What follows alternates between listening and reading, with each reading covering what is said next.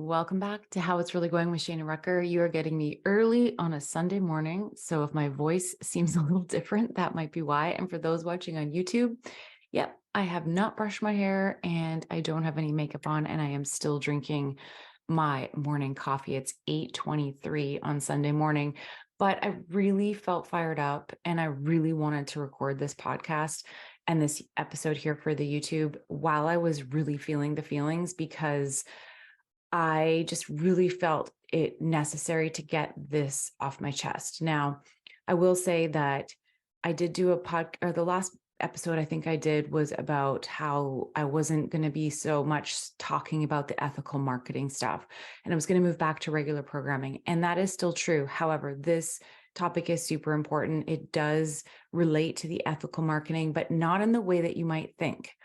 And this is why I wanted to do this podcast episode, because as I mentioned in the last episode, that when it comes to doing your research on ethical marketing, you are going to come across a lot of accounts, Instagram accounts, YouTube accounts, different social media accounts and things where there are people who are advocating for ethical online marketing, which I think is amazing. And I think we absolutely need that. We need people who are have a deep interest in keeping this industry, in good standards and ethical. And those coaches and new coaches and those coaches who have been in the industry that may not know better, they need to find that information. They need to be exposed to that information so that they can learn, educate themselves, and do better. And I truly believe that. That's the whole reason I started talking about ethics in marketing. But there is a but, and this is why I'm fired up today, is some of the accounts, and I'm not going to name any names, but some of the accounts that I have been following, and I have mentioned this, that some of them definitely have their own agenda when it comes to showing up online and sharing the ethical marketing stuff, because I do feel like it is a trending topic. And so there are people who I feel when I'm looking at their content, it feels like they're jumping on a bandwagon kind of thing, so to speak. And again, I'm not going to name any accounts, but then there are some who are also, here's the thing, they're really great at educating on the things that are going sideways in the industry. But this is where it's starting to really piss me off. And this is what I want to talk about, is the fact that they are flat out shaming and in a not very nice way calling out these coaches who are doing or practicing these unethical practices. And here's what I want to say about that. As a coach who was introduced to the industry back in 2015, 16, when I first started noticing people coming online and coaching, what they knew, what their skill sets were, there wasn't any real education. There wasn't really anything that taught you. There was a couple, at the time, I remember Amy Porterfield had like a build your own online course program. There were very few coaches that I remember back in that time who were actually teaching how to build an online business through your skill sets. Dean Graziosi was somebody who I know I don't know if it was him who coined it, the knowledge industry, about being able to sell what you know to other people to help fast track and all that kind of stuff. And that was what we knew. Like, as a new coach coming into the industry, that was what we knew. And that's what we thought was okay. And that was what we were being told we should do. And we didn't know better, right? And so what I'm seeing in this in these people who are creating these accounts and talking about unethical marketing practices, who are very qualified to be talking about this stuff, absolutely,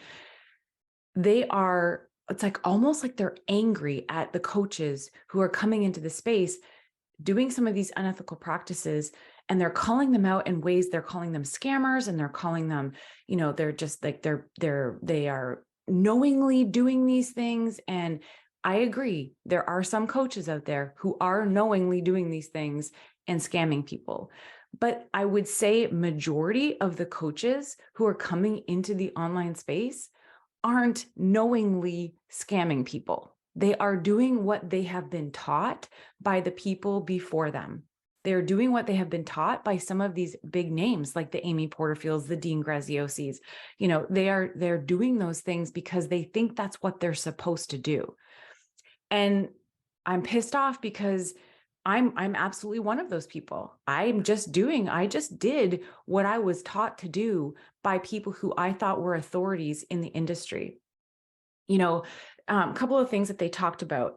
So one of the masterminds I did in my time, one of the couple that I've learned from were Chris and Lori Harder, who I love. I think they're great. Chris and Lori are both incredible business people. They've been very successful in multiple online businesses. To me, they have every right to be doing what they're doing and sharing their knowledge with people because they have proven themselves in the industry. And I'm going to say it. In one of the trainings that I was in, they talked about buying followers and that was a way to, when you increase your numbers, there is a, what do you call it? It's like an unconscious, people seeing those high numbers on your account that shows that you're an authority. That was something that they actually told us that they have done, and that would be a legitimate way to help validate your expertise. Now, this was way back in 2000, I think it was 2018 or 19. And that's not way back, but it feels way back. And sure, that to me is a total unethical practice. I would never do that. They were basically, what they would say is they were, taking back the curtain of behind their business and behind businesses in general and what people were doing in order to grow their authority, in order to grow that trust factor in their businesses. And some of the things that they shared were definitely unethical. I'm not saying that they did those things. I'm saying that these were things that they were saying that people were doing. And if we wanted to be relevant, we needed to consider some of these things is basically what they were doing. They were pulling back the curtain behind businesses and talking about some of these things, like talking about best-selling books, how to get them in the top 10 on all of these lists and all this kind of stuff. When you are a new coach or you are new to the online coaching space and you have authoritative people telling you these things, you think it's okay as somebody who, and so one of the other things, one of these ethical accounts talking about unethical marketing, one of the things she also brought to light was these Yahoo PR articles, like different kind of PR articles that you can purchase. And I've done one of those. I had Yahoo reached out to me. So Yahoo did reach out to me and say, hey, we think you'd be great for this article. It's about the top 10 coaches in a certain space. And we've looked at your account and we would like to offer you one of the spots.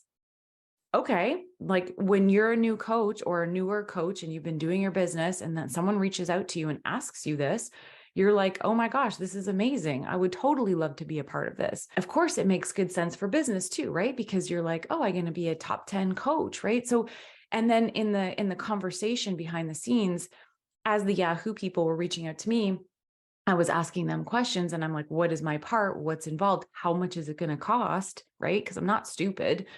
I know that there's probably, there's something in it for them. And it was like $300. And she said, it's like $300, but that is because we edit your article. So we have to pay our people to edit your portion of this article. And so of course, to me, especially at the time, I was only a couple years into my business.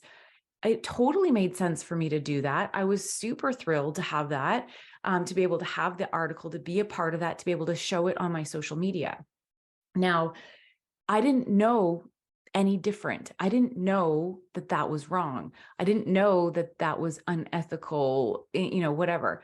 And this person's account who was calling this out was like, calling these people scammers and scamming these things. And I get it. It may not be the best thing for people to do now that we're all getting smarter and we're all educating ourselves. And we know that people pay to be in Forbes. We know that people pay to be in top 10 lists. We know that people pay for followers and all of those things to help build their credibility.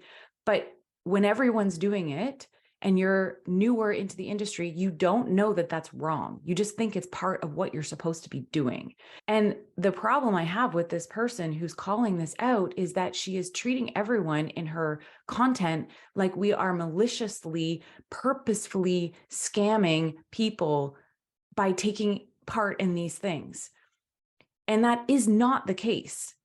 And it pisses me off because there are coaches who are coming in who are seeing this kind of content, who are trying to do their best, learning about ethics and marketing so that they can make changes in their business and be better. But then they see content like that, and then it makes them feel shameful. It makes them feel wrong. It makes them feel embarrassed. It makes them feel like they don't want to actually work their business. And I'm sorry, but there are legitimate people who have legitimate skills who maybe didn't go to Harvard Business School, but yet they have built multiple successful businesses on their own and are self-taught, and they have what it takes, and they have the experience, and they have what they need in order to be able to build a coaching business and teach somebody else about business. And like, in my opinion, I believe that you can be self-taught, because we had this conversation on the podcast with Lori Turner. Lori Turner is a social media guru. She has helped incredible people on the online space, big name people, really increase their presence on social media. And she is completely self-taught when it comes to Instagram, when it comes to Facebook, when it comes to algorithms, when it comes to Pinterest, when it comes to all of these things. She has spent hours upon hours upon hours teaching herself these platforms. She didn't go to school for it. She doesn't have a certificate that says she's a social media guru from a college or a thing, but she absolutely has the right to share her knowledge in the coaching space as a social media coach, because she has the proof, she has the hours invested, she knows what she's talking about. And there are lots of other coaches out there like her. And to be classifying everybody into one bucket in the online coaching space, to me, is actually hurting the industry just as much as the people who are doing these unethical practices that know they're doing them. Like, I think we have to be a little bit more open to the fact that this industry is new. People are coming in at incredible speeds. There is a lot of success that is happening in this industry for sure. I know that this industry is into the billions of dollars, probably even per day. I don't know the official numbers. Way back when I talked to Dean Graziosi, who did know the numbers, I think he said Forbes was saying that this was something like, by 2025, the knowledge industry would be going up to $1 billion a day in revenue. And it is a fast growing industry, but we can't sit there and call every coach who's doing things unethically scammers and manipulators, because they don't know they're doing it. They don't know any better. They've been taught by these big time coaches, and I get it. It doesn't make it right, but they've been taught by these people, and they think it's okay because these people are well known, they're well liked, they're successful, they're doing big things, they're associated with other big names, and we all think it's okay. It doesn't make it right, but it also doesn't make it right for you to call them out and call them scammers and manipulators. Sure, some of them absolutely are, but not everyone. And so I feel like there's this like big sort of space in the coaching industry where there's the people who are, doing their thing. They don't realize that they're doing unethical practices. And then there's the people who are up here who are calling everybody scammers and doing these things. Like, yeah, I get it. In the coaching industry, there are different levels of people. There are people who are new and don't know. There are people who are been in the industry for a long time and don't know and think they're doing everything right. And yeah, there are the fucking scammers. I get it. But you can't classify us all in the same bucket. And I see them, it's almost like they're angry at the industry, and they I don't know what their mission is beside, educating for sure, but if they're trying to shut it down, this has grown too far, too fast. I don't think that that's going to get shut down, but we definitely need to be better.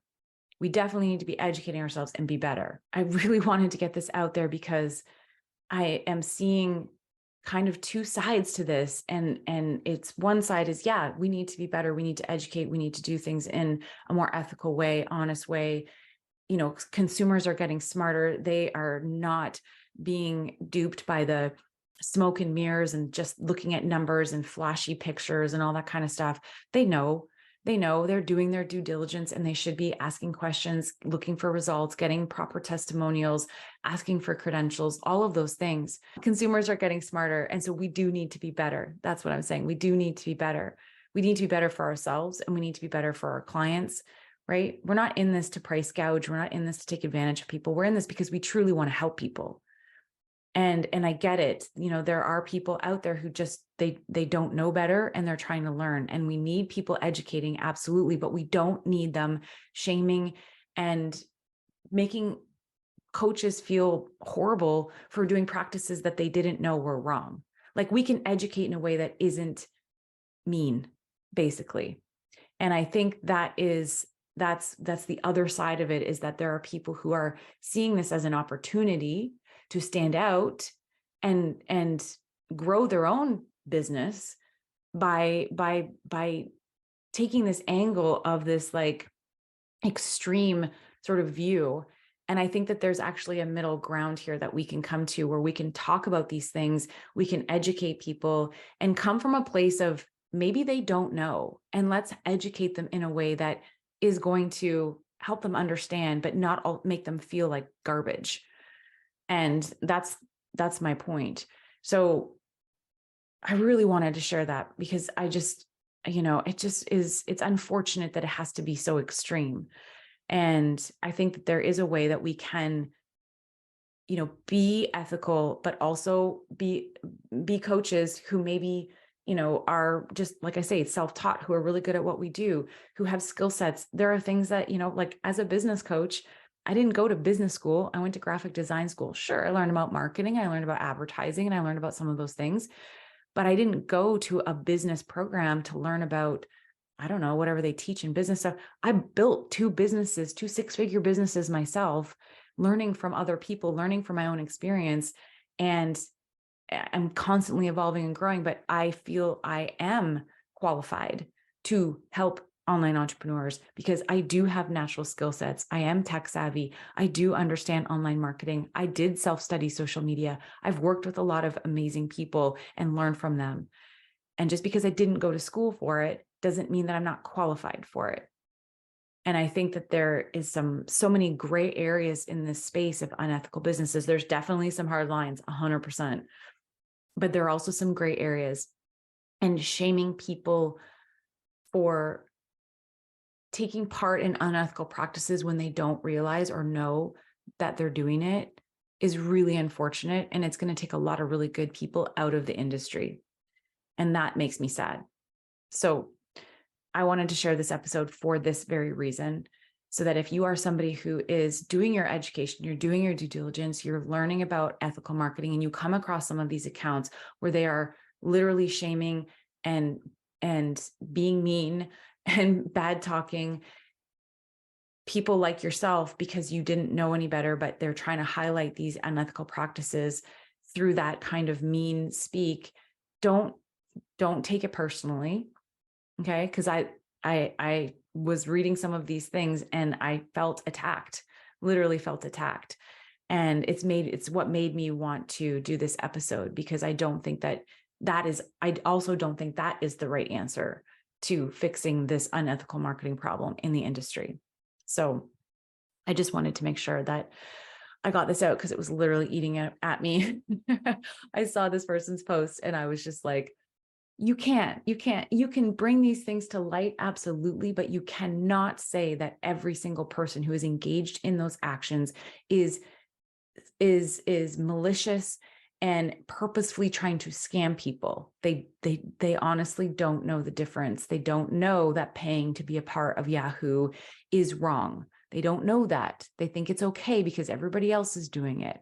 So let's be a little more understanding and empathetic for the coaches who are coming in, who are just not aware. And maybe they're not even new. Maybe they've been in the industry for a while and just aren't aware. I've been in the industry since 2016, and I'm just learning about some of these things that I've been practicing that I didn't know were unethical. So I think we just need to have more empathy and a little bit more let's just be nicer. That's all I'm saying. Okay, I'm going to stop talking now. Thank you guys so much for joining me on this early Sunday morning. It was my no makeup, and I still have my pajamas on even, and I still have my coffee. So thank you guys for joining me, and let me know your thoughts on this. I'd love to hear from you. As you've been on this journey with me, let me know whether in the comments on YouTube, or you're welcome to DM me on Instagram at Shana Recker, at I am Shana Recker is where you can find me. And I would love to hear your thoughts on all of this stuff, whether you're somebody who believes what I'm saying or is with me, or whether you're not. Either way, I'm happy to have the conversation. So that's just my 2 cents. That's how it's really going. And I appreciate you guys so much. We will talk to you soon. Until next time, bye for now.